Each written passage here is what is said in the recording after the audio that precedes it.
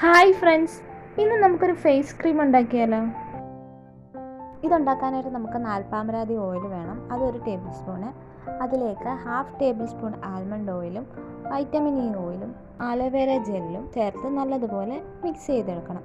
ഓയിലും ആലോവേര ജെല്ലും തമ്മിൽ മിക്സ് ആവാൻ ഇച്ചിരി താമസമുണ്ട്. അതുകൊണ്ട് നല്ലതുപോലെ നമ്മൾ സ്പൂൺ ഉപയോഗിച്ചോ ഇതേപോലെ വിസ്ക് ഉപയോഗിച്ചോ നല്ലതുപോലെ ബ്ലെൻഡ് ചെയ്ത്. ഇനി വേണ്ടത് എസൻഷ്യൽ ഓയിലാണ്. വേണമെങ്കിൽ ചേർക്കാം. അതൊരു 1 ഡ്രോപ്പ്. ഇതിപ്പോൾ ഒരു അല്പം തിക്കായിട്ടായിരിക്കുന്നത്, അപ്പോൾ അതൊന്ന് ലൂസാക്കാൻ വേണ്ടി കുറച്ച് റോസ് വാട്ടറും ചേർത്ത് നല്ലതുപോലെ വീണ്ടും മിക്സ് ചെയ്യാം. നിങ്ങളുടെ കയ്യിൽ സാഫ്രോൺ ഉണ്ടെങ്കിൽ അതും കൂടി ഇതിൻ്റെ കൂടെ ചേർത്ത് നമുക്ക് മിക്സ് ചെയ്തെടുക്കാവുന്നതാണ്. ഒരു ക്രീം കൺസിസ്റ്റൻസിയാണ് വേണ്ടതെങ്കിൽ ഇതുവരെ ചെയ്യാം.